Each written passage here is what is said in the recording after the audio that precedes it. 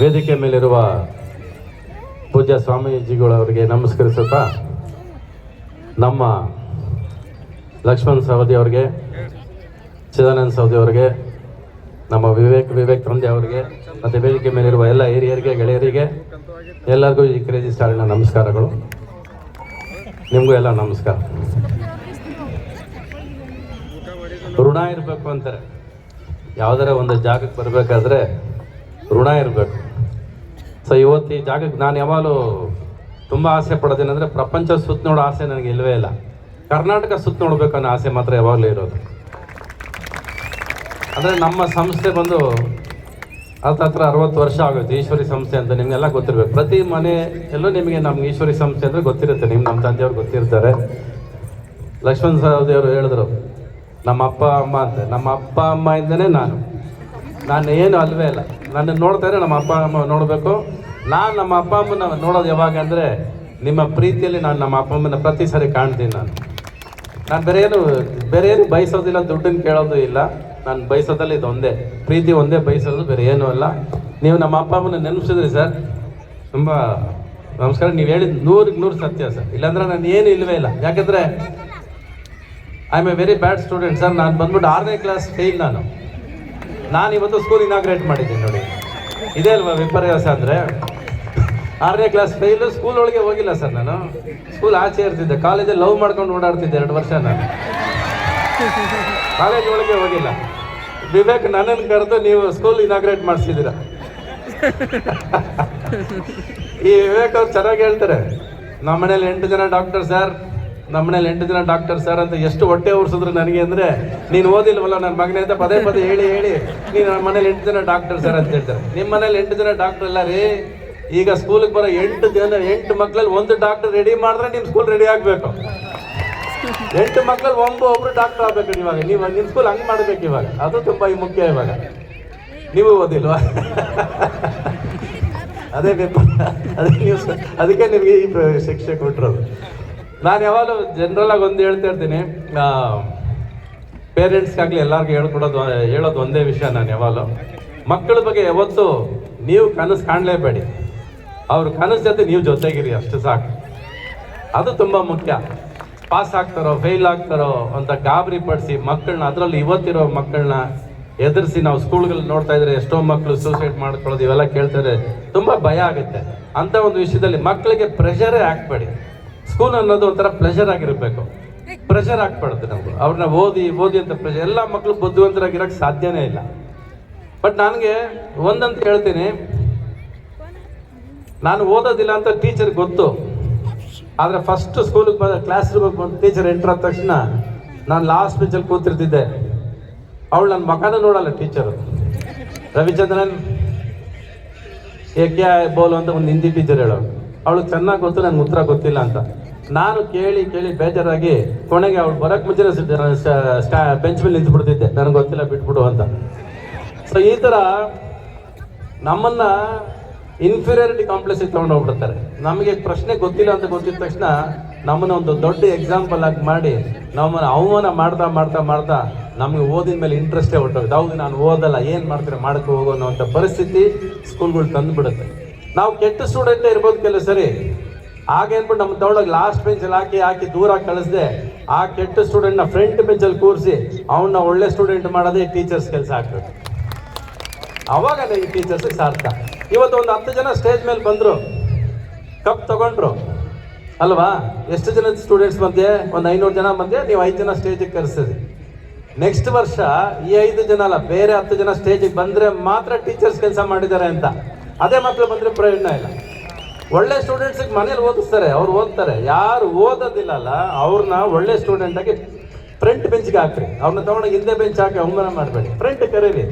ಆಮೇಲೆ ಎಲ್ಲ ಮಕ್ಳಿಗೆ ಹೇಳ್ಕೊಡೋದು ಅಷ್ಟೇ, ಖುಷಿಯಾಗಿ ಓದ್ರಿ, ಖುಷಿಯಾಗಿ ಆಟ ಆಡ್ರಿ. ಪ್ರೆಷರಲ್ಲಿ ಮಾತ್ರ ಯಾವತ್ತು ಓದಬೇಡಿ, ಏನೂ ಪ್ರಯೋಜನ ಆಗೋದಿಲ್ಲ. ಪ್ರೆಷರಲ್ಲಿ ಓದಿದ್ರೆ, ಬೈದಲ್ಲಿ ಓದಿದ್ರೆ ಏನೂ ತಲೆಗೆ ಹತ್ತೋದಿಲ್ಲ.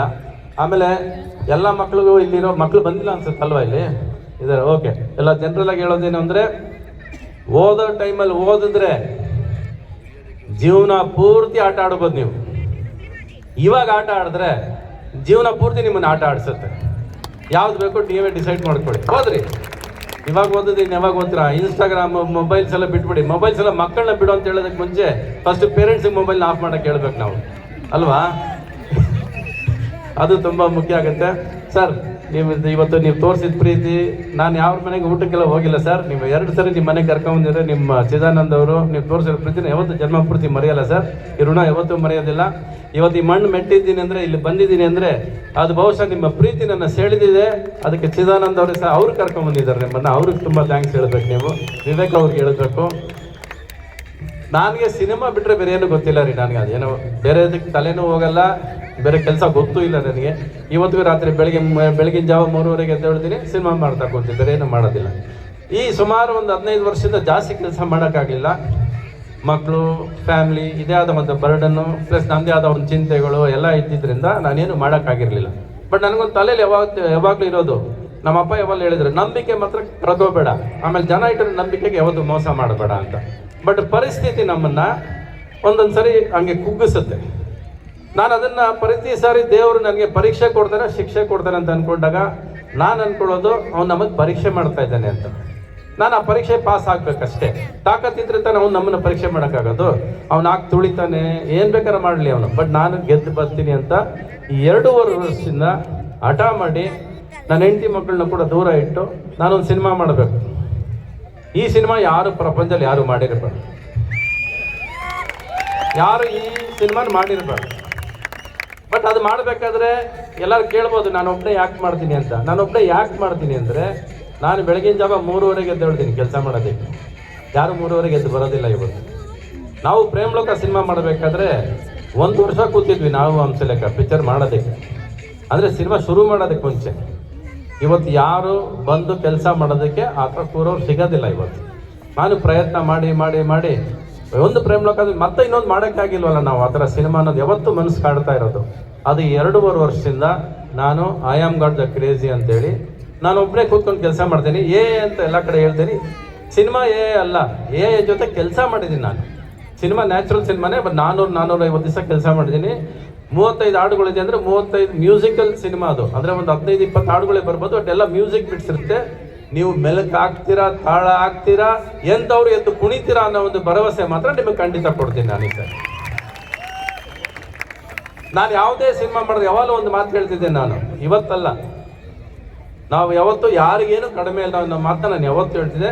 ಅದು ಇವತ್ತಿಗೂ ಉಳಿಸ್ತೀನಿ. ಯಾವತ್ತಿಗೂ ಸಿನಿಮಾ ನನ್ನ ಉಸಿರು ಸಿನಿಮಾಗೋಸ್ಕರ ಏನು ಬೇಕಾದ್ರೆ ಮಾಡ್ತೀನಿ ನಾನು. ಇವತ್ತು ಕುಟುಂಬದಿಂದ 2.5 ವರ್ಷದ ದೂರ ಇದ್ದೀನಿ ಅಂದರೆ ಸಿನಿಮಾನೇ. ನಿಮ್ಮ ಪ್ರೀತಿ ಕಳ್ಸೋದಕ್ಕಷ್ಟೇ ಇಷ್ಟು ದಿವಸ ದುಡ್ದಿರೋದು. ನಾನು ಜೋಬ್ ತುಂಬಿಸ್ಕೊಳ್ಳೋಕೆ ಒತ್ತಡ ಇಲ್ಲ ರೀ. ದುಡ್ಡೇ ಬೇಕಾಗಿಲ್ಲ ನನಗೆ ದುಡ್ಡು ಬೇಕಾಗಿರೋದು ಸಿನಿಮಾ ಮಾಡೋದಕ್ಕಷ್ಟೇ. ಯಾಕಂದರೆ ಈ ಹೃದಯದಲ್ಲಿ ನೀವು ತುಂಬ್ಕೊಂಡಿದ್ದೀರಾ. ಇನ್ನು ಮಧ್ಯೆ ದುಡ್ಡು ಬಂದು ಏನು ಮಾಡ್ಬೇಕು? ನನಗೆ ದುಡ್ಡು ಬೇಕಾಗಿಲ್ಲ. ನನಗೆ ಇವತ್ತು ನಾಳೆ ಬೆಳಗ್ಗೆ 100 ಕೋಟಿ ಕೊಟ್ಟರು ಕೂಡ ಒಂದೇ ದಿವಸದಲ್ಲಿ ಖರ್ಚು ಮಾಡಿಬಿಡ್ತೀನಿ. ನಾನು ಇಟ್ಕೊಳ್ಳೋದಿಲ್ಲ. ನನಗೆ ಬರೋದಿಲ್ಲ. ನನ್ನ ಬ್ಯಾಂಕ್ ಅಕೌಂಟಲ್ಲಿ 0 ಇಟ್ಕೊಂಡಿರ್ತೀನಿ. ನಾನು ಇವತ್ತು ಕೂಡ ಇನ್ಶೂರೆನ್ಸ್ ಕೂಡ ಕಟ್ಟೋದಿಲ್ಲ ನಾನು. ಯಾಕಂದರೆ ನಾನು ಸಾಯೋದಿಲ್ಲ ಅಂತ ಅಂದ್ಕೊಂಡ್ರೆ ನಾನು ಸಾಯೋದಕ್ಕೆ ಯಾಕೆ ದುಡ್ಡು ಕಟ್ಟಬೇಕು ಅಂತ ನಂಬಿರೋನು. ಸೊ ಅದಕ್ಕೆ ಇನ್ಶೂರೆನ್ಸ್ ಎಲ್ಲ ನಂಬಿಕೆನೇ ಇಲ್ಲ ನನಗೆ. ಸೊ ಆ ಥರ ಜೀವನ ಮಾಡ್ಕೊಂಬಂದು ನಾನು ಇವತ್ತಾಗಲಿ ನಾನು ಯಾವತ್ತೂ ಬಯಸೋದು ಬರೀ ಪ್ರೀತಿ. ನಾನೇನಾದ್ರೂ ಮಧ್ಯೆ ಒಂದು 15 ವರ್ಷ ನಾನು ಮಾಡೋಕ್ಕಾಗಿಲ್ಲ ಸಿನಿಮಾಗಳು, ಕೆಟ್ಟ ಸಿನಿಮಾಗಳು ಆಗಿರ್ತೀನಿ ಅಂದರೆ ಅದು ಆ ಪರಿಸ್ಥಿತಿ ನಮ್ಮನ್ನು ಅಲ್ಲಿ ತಳ್ಳಿದೆ. ಆ ಬೇರೆ ವಿಧಿ ಇಲ್ಲದೆ ಕೆಲವು ಸರಿ ಸಂಪಾದನೆ ಮಾಡೋಕ್ಕೆ ಕೆಲವು ಕೆಟ್ಟ ಸಿನಿಮಾಗಳು ಮಾಡಬೇಕಾಗೋ ಪರಿಸ್ಥಿತಿನೂ ಬಂದಿದೆ. ಮಾಡ್ಕೊಂಡು ಬದುಕೊಂಡು, ಯಾಕಂದ್ರೆ ಕೆಲವು ಸರಿ ಸರ್ವೈವಲ್ ಇಸ್ ದ ಫಿಟ್ಟೆಸ್ಟ್ ಅಂತ ಬದುಕಬೇಕು. ನಾವು ಸ್ವಲ್ಪ ಬದುಕೊಂಡು ಬರಬೇಕು. ನಮ್ಮ ಛಲ ತೀರ್ಬೇಕಾದ್ರೆ ಅದಕ್ಕೊಂದು ಸಮಯ ಬರಬೇಕು. ಆ ಸಮಯ ಇವಾಗ ಬಂದಿದೆ. ಇವಾಗ 2.5 ವರ್ಷದಿಂದ ನಾನು ನಿಮಗೆ ಜಾಸ್ತಿ ಕಾಣಿಸ್ರಲ್ಲ, ಎಲ್ಲ ಸಿನಿಮಾಗಳು ಜಾಸ್ತಿ ಮಾಡಿಲ್ಲ ನಾನು. ಎಲ್ಲ ಒಬ್ಬನೇ ಕೂತಿದ್ದೆ, ಒಬ್ಬನೇ ಮಾಡಿದೆ. ಇವತ್ತವರೆಗೂ ಪ್ರಚಾರನೂ ಮಾಡಿರಲಿಲ್ಲ ನನ್ನ ಸಿನಿಮಾ. ಇವಾಗ ಪ್ರಚಾರ ಶುರು ಮಾಡಿದೆ. ಆ್ಯಕ್ಚುಲಾಗಿ ಶಿವರಾತ್ರಿ ದಿವಸ ಪ್ರಚಾರ ಮಾಡಬೇಕು ಅಂತ ಶುರು ಮಾಡಿದ್ದಾನೆ ಆ್ಯಕ್ಚುಲಾಗಿ. ಅಷ್ಟಲ್ಲಿ ಅಲ್ಲಿ ಮಾತುಗಳು ಹೇಳ್ಕೊಂಡು ಸರಿ ಇನ್ನು ಕೇಳಕ್ಕೆ ಸ್ಟಾರ್ಟ್ ಮಾಡಿದ್ರೆ ಇವಾಗ ಸ್ವಲ್ಪ ಪ್ರಚಾರ ಮಾಡಿದ್ದೀನಿ. ಶಿವರಾತ್ರಿಯಿಂದ ನಿಮಗೆ ಹಬ್ಬ ಸ್ಟಾರ್ಟ್. ನೀವು ಹಾಡುಗಳಿಗೆ ಮೇಲಕ್ಕೆ ಹಾಕಕ್ಕೆ ಸ್ಟಾರ್ಟ್ ಮಾಡ್ತೀರಾ. ನಾನು ಪ್ರತಿಯೊಂದು ಹಾಡು ಸರಿ ನಿಮಗೆ ಬಿಫೋರಾಗಿ ಕಳಿಸ್ತೀನಿ. ನೀವು ಲಿರಿಕ್ಸ್ ಕೇಳ್ಬೋದು, ಎಲ್ಲ ಕೇಳ್ಬೋದು. ಒಬ್ಬನೇ ಜೊತೆ ಕೂತ್ಕೊಂಡೇ ಕೆಲಸ ಮಾಡಿದ್ದೀನಿ. ಅಂದರೆ ಇಂಥ ಸಾಧಾರಣ ಸಿನಿಮಾ ಮಾಡಿಲ್ಲ ನಾನು. ಅದು ಒಳಗೆ ಹೋದವರು ನೀವು ತಾಳ ಹಾಕದೆ ಬರೋಕ್ಕೆ ಸಾಧ್ಯನೇ ಇಲ್ಲ. ಬರೆದಿಟ್ಕೊಳ್ಳಿ, ನಾನು ಹೇಳಿರ್ತೀನಿ. ಇವತ್ತು ಇಲ್ಲೊಂದು ಮಾತು ಕೊಟ್ಟಿದ್ದೀನಿ. ಏನಾದರೂ ಇದ್ದರೆ ನೀವು ವಾಪಸ್ ಕೇಳಿ. ನೀವು ಎಷ್ಟೋ ಜನ 1000 ಜನ ತುಂಬ ಜನ ಇದಕ್ಕೆ ಕೇಳ್ತಾರೆ, ಯಾವಾಗ ನೋಡಿದ್ರು ಪ್ರೇಮ್ ಲೋಕನೇ ಮಾತಾಡ್ತೀಯ ಅಂತ. ಪ್ರೇಮ್ ಲೋಕ ನನ್ನ ಬಿಟ್ಟರೆ ಬೇರೆ ಯಾರು ಸೃಷ್ಟಿ ಮಾಡೋಕ್ಕಾಗತ್ತೆ ಇಲ್ಲಿ? ನಾನು ಒಬ್ಬನೇ ಪ್ರೇಮ್ ಲೋಕ ಸೃಷ್ಟಿ ಮಾಡೋಕ್ಕಾಗೋದು. ನಾನು ಮೆಷಿನ್ ಗನ್ ಇಟ್ಕೊಂಡು ಬರಲ್ಲ ರೀ, ನಾನು ಹೂವು ಇಟ್ಕೊಂಡು ಬರ್ತೀನಿ. ನಾನು ಯಾವಾಗ ಹೂವು ಇಟ್ಕೊಂಬರ್ತೀನಿ, ಇಲ್ಲ ಸಂಗೀತ ಇಟ್ಕೊಂಬರ್ತೀನಿ, ಇಲ್ಲ ಗಿಟಾರ್ ಇಟ್ಕೊಂಬರ್ತೀನಿ. ನಾನು ಇಷ್ಟೇ ನನಗೆ ಗೊತ್ತು. ನಾನು ಸಂಗೀತ ಒಂದೇ ಗೊತ್ತು. ನನಗೆ ಫ್ಯಾಮಿಲಿ ಪಿಕ್ಚರ್ ಮಾಡೋಕ್ಕಷ್ಟೇ ಗೊತ್ತು, ಎಮೋಷ್ನಲ್ ಪಿಕ್ಚರ್ ಮಾಡೋಕ್ಕಷ್ಟೇ ಗೊತ್ತು. ನನಗೆ ಈ ರಾಜಕೀಯ ಗೀಚೆಲ್ಲ ಬರೋದು ಇಲ್ಲ, ನನಗೆ ಗೊತ್ತೂ ಇಲ್ಲ. ನನಗದು ನನಗೆ ಗೊತ್ತಿರೋದೆಲ್ಲ ಪ್ರೀತಿ ಮೇಲೆ ಸಿನಿಮಾ ಮಾಡೋಕ್ಕೆ, ಒಂದು ಕುಟುಂಬದ ಮೇಲೆ ಸಿನಿಮಾ ಮಾಡೋದಕ್ಕೆ, ತಾಯಿ ಮಕ್ಕಳು ತಂದೆ ಇಂಥ ಸಿನಿಮಾ ಮಾಡೋಕ್ಕೆ ನನಗೆ ಬರೋದು. ಅದನ್ನು ಸಂಗೀತವಾಗಿ ಮಾಡಬೇಕು ಅನ್ನೋ ತುಂಬ ಆಸೆ ಇತ್ತು, ತುಂಬ ವರ್ಷದ ಆಸೆ ಇದು. ಇವತ್ತೊಂದು ಆಸೆ ಅಲ್ಲ, ಅದು 40 ವರ್ಷದ ಸಿನಿಮಾ ಇಂಡಸ್ಟ್ರಿಗೆ ಬಂದಾಗ ಏನು ಒಂದು ಪ್ರೇಮಲೋಕ ಮಾಡ್ದು, ಅದೇ ಥರ ಇನ್ನೊಂದು ಸಿನಿಮಾ ಮಾಡ್ತಿಲ್ವಲ್ಲ ನಾವು, ಒಂದು 20 ಹಾಡು ಇಟ್ಕೊಂಡು ಒಂದು ಸಿನಿಮಾ ಮಾಡೋಕ್ಕಾಗ್ತಿಲ್ವಲ್ಲ ನಾವು ಅಂದಾಗ ನನ್ನ ಜೊತೆ ಕೂರಕ್ಕೆ ಯಾರೂ ಇಲ್ಲ. ಕೊನೆಗೆ ನಾನು ಒಬ್ಬನೇ ಕೂತೆ ಮಾಡೋಂಥ ಪರಿಸ್ಥಿತಿ ಬಂತು. ಅದಕ್ಕೆ ಪ್ರಕಾರ ಕರೆಕ್ಟಾಗಿ ಒಂದು ಟೆಕ್ನಾಲಜಿ ಬಂತು. ಟೆಕ್ನಾಲಜಿ ಜೊತೆ ಕೂತಾಗ 3 ವರ್ಷದಿಂದ ಅದ್ರ ಜೊತೆನೇ ಕೂತಿದ್ದೀನಿ ನಾನು. ಅದನ್ನು ಕಲ್ತಿದ್ದೀನಿ ನಾನು ಇವಾಗ. ಪ್ರತಿಯೊಂದು ಆ್ಯಪಲ್ಲೂ ಕೂತ್ಕೊಂಡು ಅದೇನೇನು ಕೆಲಸ ಮಾಡುತ್ತೆ ಅದನ್ನು ಪಳಗಿಸಿ ಇವತ್ತು ಅದನ್ನು ನಾನು ಪಳಗಿಸಿರ್ತಾರೆ, ಯಾರು ಪಳಗ್ಸಾಗೋದಲ್ಲ ಅಂತ ಹೆಮ್ಮೆಯಿಂದ ಹೇಳ್ತೀನಿ ನಾನು ಇವತ್ತು. ಆ ರೀತಿ ಪಳಗಿಸಿದ್ದೀನಿ ಇವತ್ತು ಅದನ್ನು. ನನ್ನ ಜೊತೆ ಅದೊಂದು ಟೆಕ್ನಾಲಜಿ ಬಂದ್ಬಿಟ್ಟು ನೀವೇನು ಕೆಲಸ ಕೊಟ್ಟರು ಮಾಡುತ್ತೆ, ನೀವೇನು ಸಂಗೀತ ಕೇಳಿದ್ರೆ ಮಾಡುತ್ತೆ, ನೀವು ಏನು ನಿಮ್ಮ ಕೈಲಿ ನಿಮ್ಗೆ ಎಷ್ಟು ಆಗುತ್ತೆ ಅಷ್ಟು ಪ್ರಶ್ನೆ ಕೇಳು ಅಂತ ಹೇಳುತ್ತೆ. ಅದು ಯಾವತ್ತು ನೋ ಹೇಳೋದೇ ಇಲ್ಲ. ಅದು ಒಂದೇ ಪ್ರಶ್ನೆ 1000 ಸರಿ ಕೇಳಿ 1000 ಸತಿ ಉತ್ತರ ಕೊಡುತ್ತೆ ಹೊರತು ಅದು ಇಲ್ಲ ಅಂತ ಹೇಳೋದಿಲ್ಲ. ಸೊ ಆ ಟೆಕ್ನಾಲಜಿನ ಬಳಸ್ಕೊಂಡು 2.5 ವರ್ಷದಿಂದ ಮಾಡಿರೋ ಸಿನಿಮಾ ಇದು. 400 ದಿವಸ ಶೂಟಿಂಗ್ ಮಾಡಿದ್ದೀನಿ. ಇನ್ನು ಕ್ಲೈಮ್ಯಾಕ್ಸ್ ಒಂದಷ್ಟೇ ಬಾಕಿ ಇದೆ ಎಲ್ಲ. ಆಮೇಲೆ ನನ್ನ ಜೊತೆ 18 ಜನ ಮಕ್ಕಳಿದ್ದಾರೆ. ಮಕ್ಕಳಿದ್ದ ಮೇಲೆ ದೇವ್ರು ಇದ್ದಂಗೆ ಜೊತೆಯಲ್ಲಿ ಅಲ್ವಾ. ಸೊ ಆ ಥರ ದೇವ್ರ ಇವತ್ತು ಈ ಶೋ ನೋಡ್ಬೇಕಾದ್ರೆ ಖುಷಿಯಾಗಿದ್ದು ಕೂಡ ಬಂದ ತಕ್ಷಣ ಆ ಮಕ್ಕಳು ಇಲ್ಲಿ ಆ್ಯಕ್ಟ್ ಮಾಡ್ತಾಯಿದ್ರು. ಯಾವುದೇ ಸಮಾರಂಭ ಆಗಲಿ ಮಕ್ಕಳ ಜೊತೆ ಶುರು ಮಾಡಿದ್ರೆ ಅದು ಚಂದಾನೇ, ಅದು ಅದಕ್ಕಿಂತ ಚಂದ